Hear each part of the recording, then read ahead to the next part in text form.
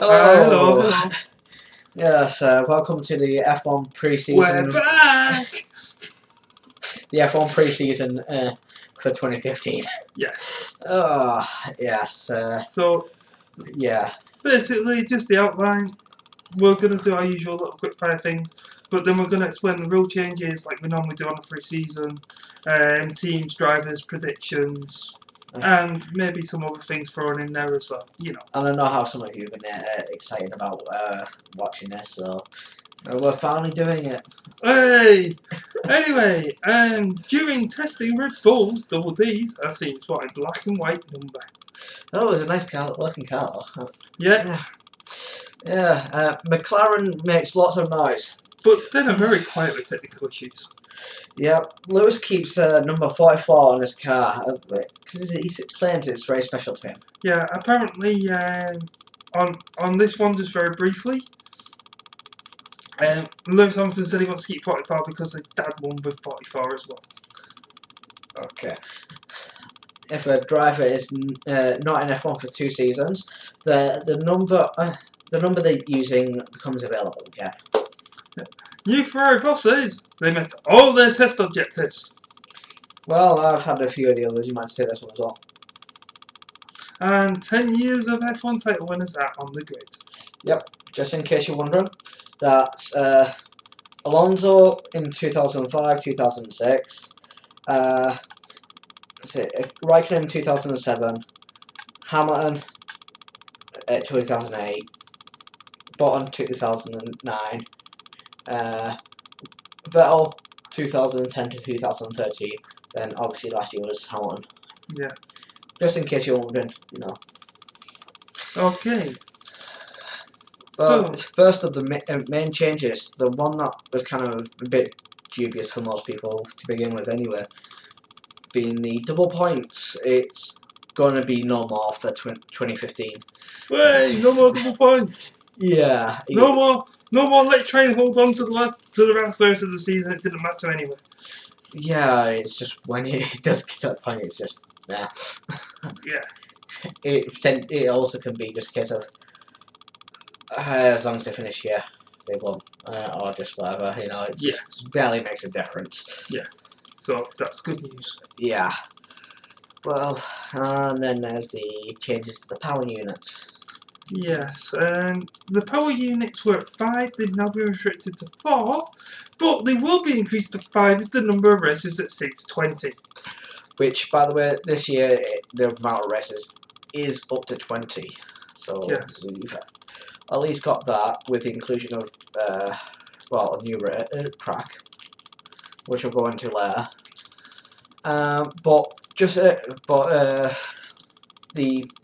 For exceeding the amount of parts for the engine, it said that it'll obtain a grid penalty. Yeah. Which is not going to work the same as last year, where the situation of if you couldn't fulfill your grid penalty, the penalty, and whatever was left over was carried off to the next race. Yeah. It's no longer going to happen like that. It's going to be set up so that any number of grid places that are unfulfilled will then translate as a different penalty for that particular race. Like if it's 1 to 5, it'd be a 5-second penalty added on to the other race. 6 to 10 grid places, there'll be a drive-through penalty. And 11 to 20 grid places is a 10-second stop to go. Stop and go. And if there's more than 20 grid places, there's a time penalty. But that doesn't seem likely this year, to be fair. Yes. But we'll go on, obviously that'll be another thing we're going to go into later in the video. Yeah. And a very simple thing, stewards are now able to hand out 10-second penalties for minor infringements. Yeah, obviously it's to their discretion. Yes. Yeah, which we'll see what happens with that, because we don't know what they can consider minor infringements. Yeah, so yeah. Go on. I was going to say there's a new type of safety car this year. Yeah, the virtual safety car, which is just I think it's just mainly a fancy way of saying we're going to put more effort into pointing out that we're on the safety car. situation. Yeah, without the safety car itself. I think the safety car, to be fair, will still be there. No. To what I understand is the virtual safety car is only if there's 2 yellow flags Right. at any one time, and the idea is that instead of having a safety car where they all have to trail behind it, the virtual safety car keeps the race going while actually keeping up the speed of the cars. Yeah, there are some changes to how you operate under the safety car anyway, which will be implemented, from what I know, under all types of safety car. Right. At least that's what it seemed to me. Because otherwise it doesn't make much sense to only implement this during the virtual safety car. Yeah. Which is, unless a driver is changing tyres, they can let them in the pits. Yes. So in other words, it's not a free pit stop. And to stop, well, it's not a free stop. It's still technically a free stop if they go into the change of tyres. It's more to stop people taking advantage of it, they're taking a penalty that they have, like a drive-through penalty or a stop-go penalty. Alright, yeah. Yeah, because it is a typical thing that they might actually just take off. That way they can keep up with the grid and it's not too penalising for them because they're not too far behind the grid as a whole. Cars must stay above the minimum time. Yeah, which so in other words, you can't slow down just to back up traffic. Yeah, which does restrict that. I think there was too many times when we had drivers like Vettel just slow down and then just fall away. Yeah. Too quickly, which did open a big gap. So yeah, the unnecessarily slow stuff is now restricted, but they've also put a restriction on the erratic and potentially dangerous driving. Is going to be looked at a bit more closely. Yes. This is something that we were trying to clarify for this because of what happened last year with Jules Bianchi. Yes. That awful crash. Did he crash into the digger? Yeah, he did in Japan. Yeah, he went straight off, and well, because he was carrying a bit too much speed at that time. So we'll be looking at that as well. Yes. Well, at least they'll be taking a closer look, I should say, yes. to that as well. Yeah, and just the last thing on the safety car is lap drivers may unlap themselves behind the safety car. Yeah. But the safety car can come in before they're behind the back of the queue. Yeah, so they're no longer required to wait for them to catch up. Yeah. It's at most to help them on lap. And yeah, I think it's partly to not slow down the race too much with the safety car around. For the races where it's close to 2 hours as it is, and they don't want to push it beyond that. I would think that would be far.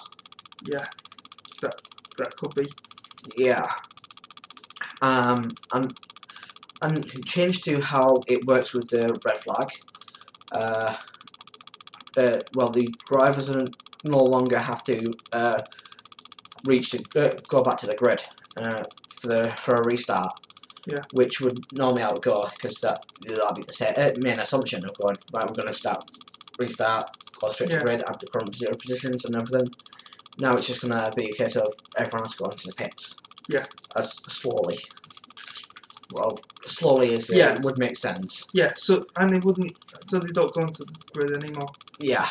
A driver will start from the pit lane if any member of his team or any equipment remains on the grid after the 15-second signal has been shown. But yeah, that one is a bit weird. I can't remember if that happened at the end of during last season. No, I think this is a brand new rule. Yeah, it's not just the fact it's new. I know it's a new rule, but still. I just don't remember an instance where that's happened recently. But yeah, it does kind of make sense, and it's a sort of rule that was selected that would have been there already. Yeah, that's true. But yeah, they've kind of changing how the unsafe fleeces work now. Yeah. They clarified exactly what penalty you receive, regardless of the severity of it. Yeah, it's a 10-second stop and go penalty. Yeah, so all unsafe releases, minor or major, are now considered equal in penalties. Yeah, but if the stewards think it deserves more, other penalties could be applied. Yeah, which is interesting, to be fair. But I guess that depends on if you actually something more severe has happened. Yeah, I guess. Well, they finally ended the frick system round. Yeah, the no more moving parts on the frick system. Yes. Which basically is how it got changed during the second half of the last year. Yeah, and they just kept it at that. Yeah, so yeah, it's just going to be like it was at that second half of last year, which is fair enough. But then there was a big debate over the weight of cars last year, wasn't there? So, and they've finally dealt with that because I think you had seen that a lot of the teams are going over the minimum. Yes. Minimum weight. So now it's just been increased from 692 kilograms to 702, which is pretty good. Yeah, and I also would like to say that is without fuel. Yeah, it is without fuel. Yeah. But it does include the driver. Yeah.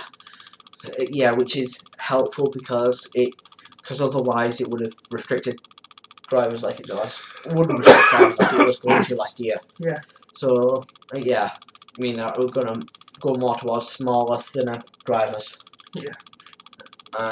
Well, at least skinnier drivers, at least not really. They're all kind of thin anyway. Well, how much weight did they lose during a race? I think it was. They said something like 2 kilos. Yeah. Due to mostly sweat. Yeah. Rule changes to the nose design.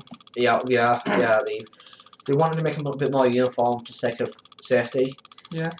So the strange and ugly solution, as it keeps getting called, as in the anti-tear style noses, where it's just like the long nose.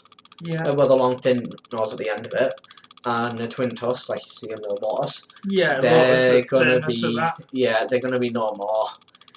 I did personally. I did like the twin tusk. Yeah, I mean, I thought that was quite an innovative design myself. I don't know how much effect it had, but I still like the look of it. Partially because I saw quite a lot of the like the look of the Williams car when they did it. About must have been like 2004-ish, I think. I wouldn't know. Yeah, during a time when you weren't really watching it at the time. But yeah, they were. Yeah, I just remember that was design, and now it came back, and I was like, no, now it's gone. Yeah. Although they were calling it Walrus Tusks at the time for some weird reason. but probably down to the animal having the two tusks. Yeah, but why wouldn't you call it for this one instead? Well, maybe it's just because times have changed and people. Maybe. Yeah, and people kind of think things differently. Right. But anyway, moving on. Yeah, and finally on this section, 2 in-season testing sessions down from 4. Yeah, so there was 2 in-season testings. 4 in-season testings with 2 days each. Now it's only 2. Lots of 2 days. Yeah. But they're now requiring that half of it is being filled by young drivers.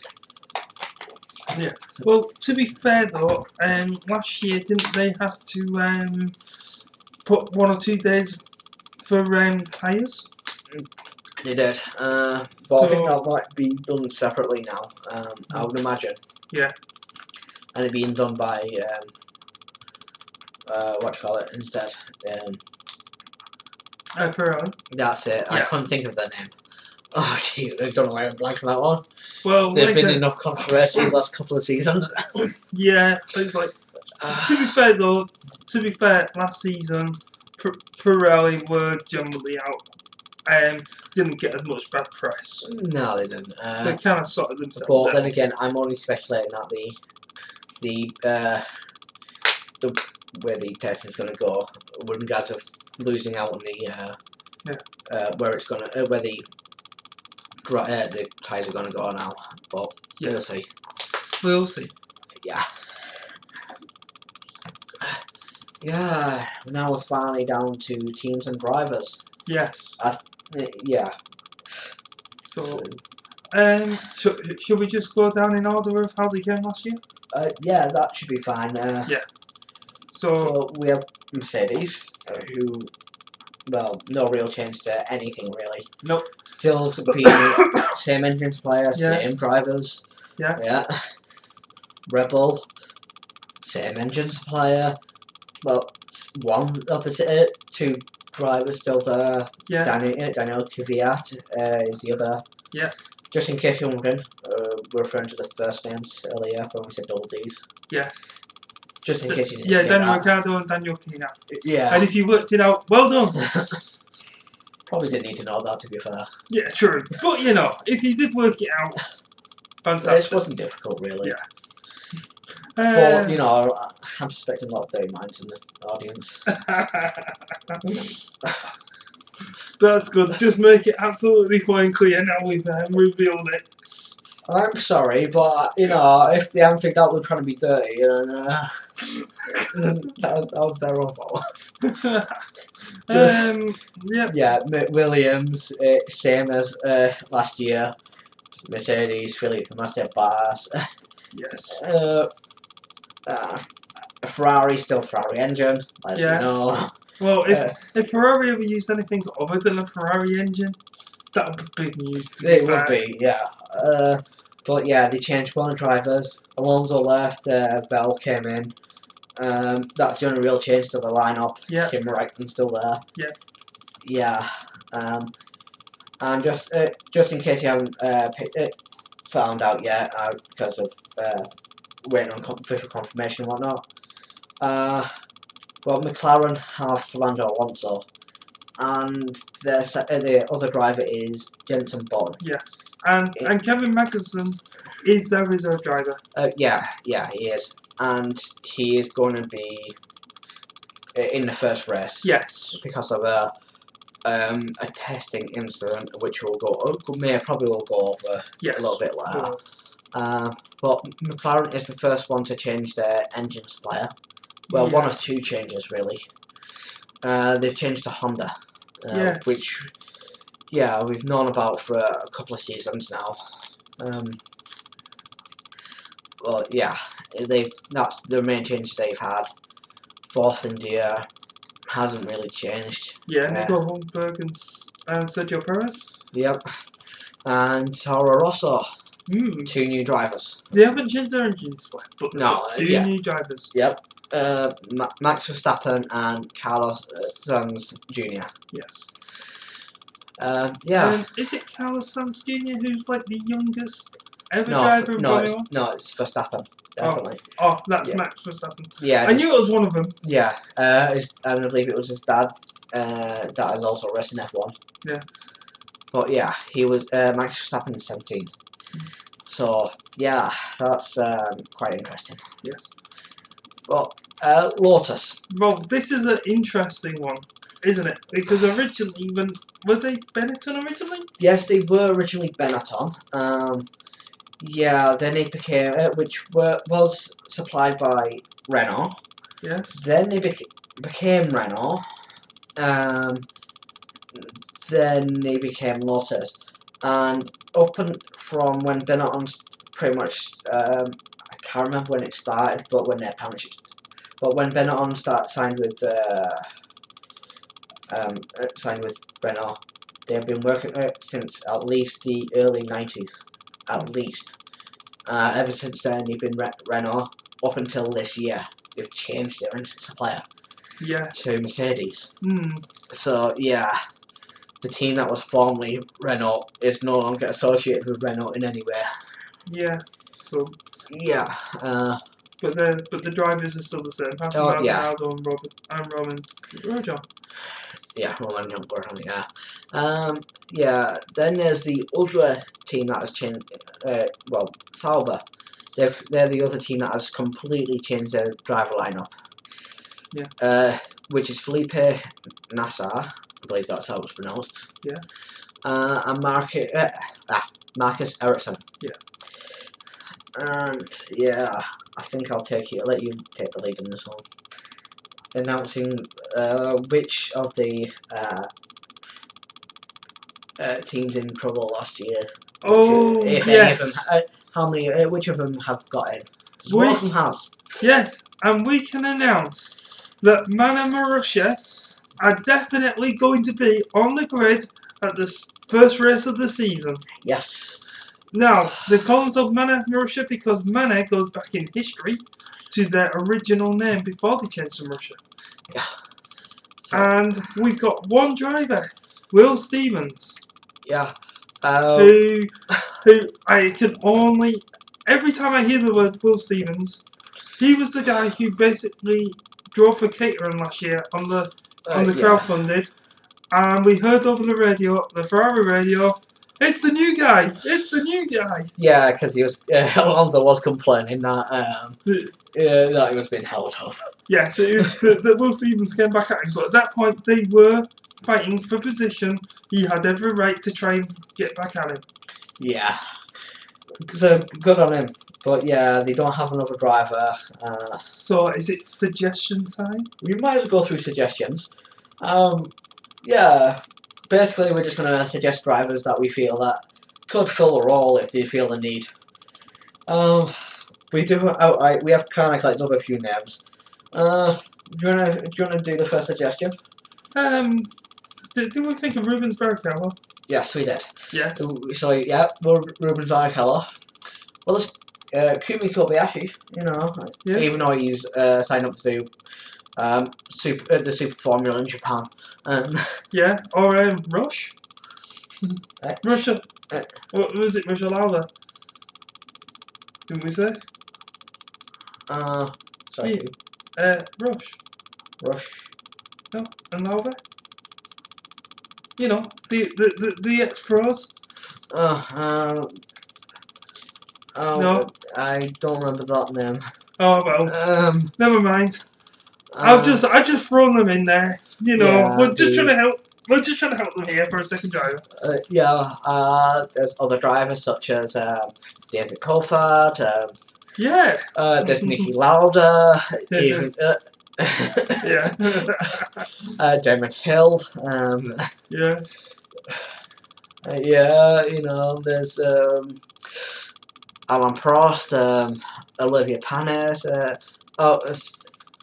Am I going too far back in history here? Yeah. Let's just think. Who else? Oh, I know who else. Basically, anybody who's been dropped this season. Yes. Anyone who's been dropped this season. Yeah. I know quite a few drivers. Those drivers would be willing to jump in to a seat if they still have hopes of being in the spot. Yes. So. Yeah. I think we've gone over enough names now. Yes. Realistic or not. Yeah, so for the unrealistic ones, but we had to try and just throw in. Have you got any names? Maybe you could comment below. Yeah. But yeah. But like I said, just a little bit more on Russia. On a serious note. Basically, they've run themselves with Mana Russia as we've gone through. They must have a modified front end on the 2014 car. Yeah, this was officially confirmed yesterday. Yeah, the only reason they have to have a modified front end on the 2014 car is mostly because they were originally gonna start with a they were originally starting to try and come back into the sport with the 2014 car, an unmodified version, but due to one team saying no, and it required a unanimous decision, yeah, they couldn't come back in as they were. So they changed the name to Mana Russia and were accepted as long as they modified the front end at very least and had a completely new car by about mid-season, was it? Yeah, by about mid-season to what I know. And it's the boss of Ovo who has basically gotten out of administration and given the opportunity to race. What was his name? Joe King, was it? Yeah, I think it was Joe King, and there was another guy as well, Flitzbrick as well. And I think that is genuinely his name, Joe King. Yes. The ex-boss of Sainsbury's. No, he was just in the business side, wasn't he? Sorry, yeah. There's ex-boss of Sainsbury's and the Ovo. Basically, there's Yeah. kind of two. There's kind of two people at work. It's got to be terrible, isn't it? If his name is genuinely Joe King. Yeah, you finally picked up on why it's a bad name. Yeah, everything he says, joking. Yes, I just worked it out, and you just heard mine. Yeah, it's got to be a bad name. Yes. Oh, yeah. So, how do we think the teams are going to do this season? Well, I would say the Red Bull and McLaren probably will struggle a little because they seem to be struggling with testing and whatnot. Yeah. Yeah. But Mercedes and Williams should be up there. For Ferrari's sake, we're hoping they'll be up there as well. But yeah, they've been stumbling last few seasons. Yeah, and how about further down the grid? Like wasn't it Sauber who got no points last year? Yeah, Sauber and Caterham were the only two teams that didn't get any points. Yeah. Do you think Sauber will get some points this year? I can't see them going 2 years with no points. After last season and the season before, when you think about it, they spent the first half of the season 2013 without any points. I do doubt any potential point earnings, but you might be right. You know, they might. It'd be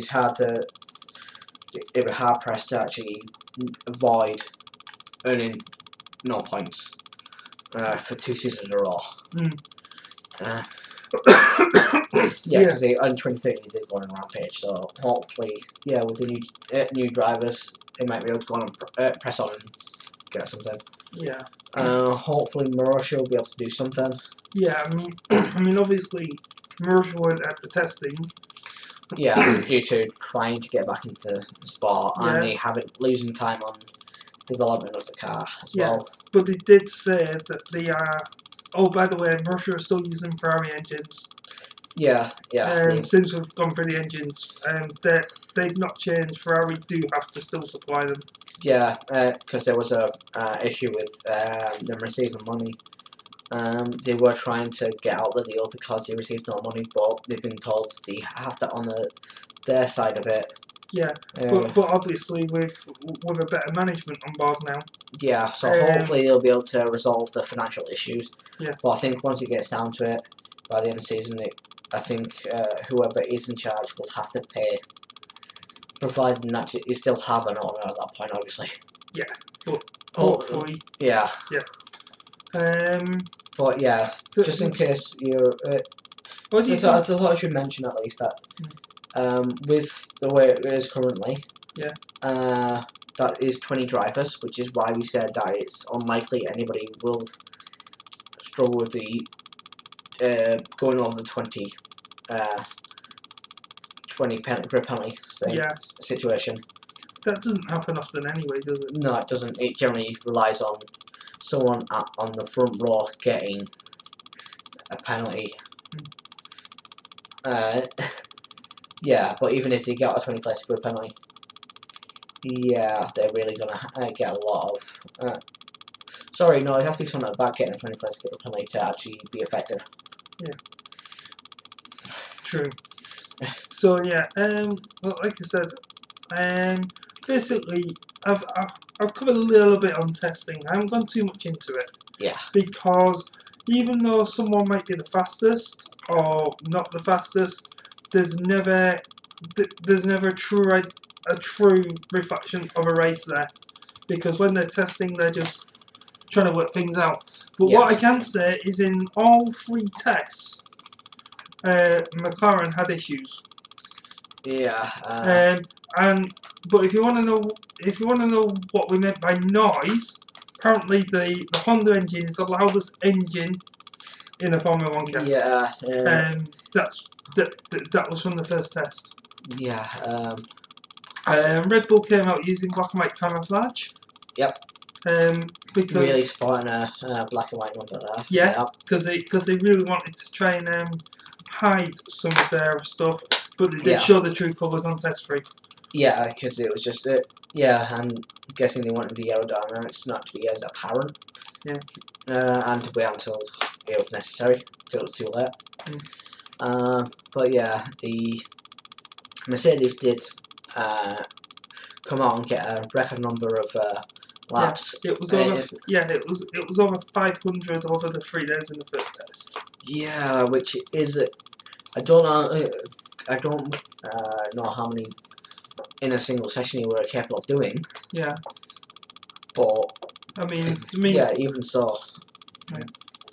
Yeah, just I don't know if they were trying to prove a point or they were actually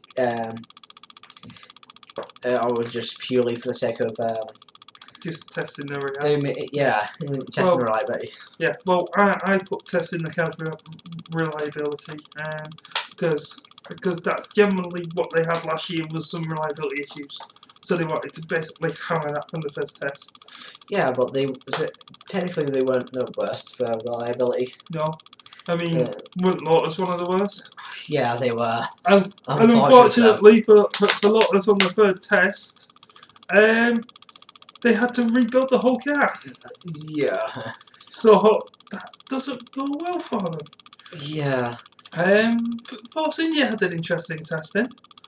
First one, they didn't show up. Second one, they did show up, but they kept the cars behind the garage. Yeah, which makes you wonder why they showed up to begin with the car at least.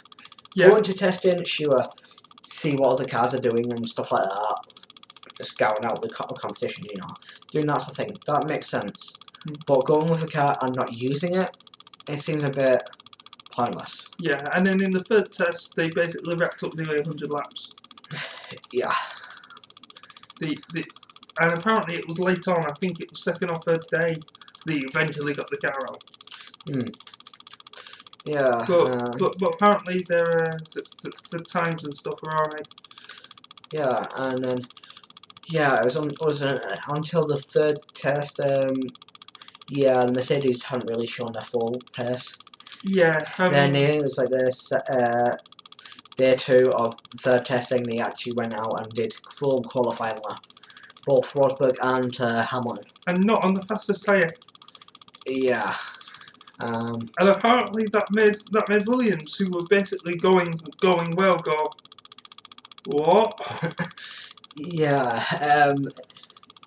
I'm questioning whether after 2 or so years ago when they were struggling on the hard tyres. Yeah. Whether the same situation might happen again, where they're going to struggle on one of the other tyres. Yeah, struggle on the super softs. Or the. That's the only one they've not tested on. Yeah, they might be struggling with one or two compounds. Yeah. With the graining effect on them being too severe. Yeah, and I think I'll round this off with the sad news of the second test, because Alonso was taken to hospital. He had concussion, but apparently he's fine. But due to the doctor's advice, he's gonna miss the first race, and Kevin Magnussen's gonna we did ride say for that. him. As we said, we're taking over for the first race. Yeah. So yeah. Yeah, and but apparently they blamed the wind. Which is a bad reason, I feel. It's like a team that a sport which is reliant on aerodynamics, the idea of cars being set up so that they utilise the wind to its fullest potential.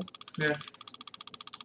Somehow blaming the wind for their errors, it just seems ludicrous to me. Yes. Fine, losing time over the wind, sure, I can understand that, but blaming for just a crash. Yeah. a serious crash Yeah, that required him to actually go to hospital by helicopter. yeah, it's a bit. But yeah, the other big problems was Verstappen had problems with engine, and Ricardo had problems with hers. Yeah. Caused them to stop on the track. Yes. Which is kind of not good. Yeah. The thing is, though, that was basically on the last day of testing. Yeah. So that was why they're honourable mentions, because on the last day, that's when you really want to see the reliability of your car. Yeah. Yeah, they should have solved all sort of issues by that point, really. Yeah. Yeah. So, anyway, Yeah. Now, just other bits of news. yeah, something that we didn't feel fit too well in the other rest of this entire thing. Thank you for sticking around this long anyway. Yeah, If thank you you. did. If you're still listening, thank you.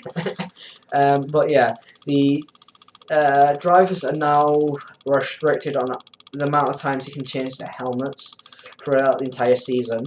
Yeah. Which does help like commentators and basically everybody being able to recognise which drivers is which. Yeah. Granted, there are certain drivers that don't change really. Yeah, and there are some drivers that change like every third race to like either commemorate something or which I think this is more for the sake of going right. Okay, don't go overboard with what you're trying to commemorate. Fine if you want to commemorate the whatever you want to commemorate. Just let it pick and choose which ones you're doing. Yeah, and make sure that your helmet doesn't change that much so that people can still recognise you. Yeah. Yeah, I think Bolton's not going to have to worry there. I think he's the only driver that has a pink helmet. As a tribute to his dad. Yes. Always wearing his pink shirt. Yeah. But yeah. As of last time we checked, which granted was early this week, so it probably has been, it might have been confirmed by now, hopefully, but doesn't seem likely. But the German Grand Prix is still waiting to be confirmed to who's hosting it. It was due to be the Nuremberg ring, their F1 circuit, but it hasn't been confirmed, unfortunately. Yeah. So speculation will probably be that it's going to go, at least for me, is might revert to Hockenheim. So yeah, and there is no Indian or Korean Grand Prix.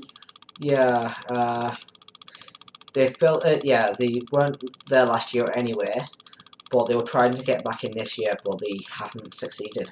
Yeah. And the Mexican Grand Prix, it's become the 20th track to actually be included this year. It is quite late into the year. It's around about the similar time to Austin. Yeah, it's returning to the F1 for since '92. Yeah. Yeah, so it'll be interesting to see how that works out, because that particular race is one race that I personally haven't seen how that will pan out. I haven't seen that circuit, so yeah. So that'll be interesting. Yeah. For me particularly, and probably you as well. Yeah, I mean, I will admit it's always nice to see new circuits. Like when the Austin, the one in America. Austin. Yeah, when the Austin circuit came out, that was interesting because it basically provided them a new challenge, a hill at the starting lineup. Yeah, it's not like they haven't had that before. Yeah. It's just but it was just interesting to see a different track layout, something that was Yeah, and given the person who was designing it, it was a nice change, because normally it's a very flat circuit that he normally does. Yeah. So it's nice to see that he's actually included some of the local landscape into how we design the track. Yes, and that was good. So we'll see what the Mexican Grand Prix brings us when we get round to it. Yeah. So the Formula 1 season starts next week. Yeah, it starts with Friday practice. 1 week today. Yeah.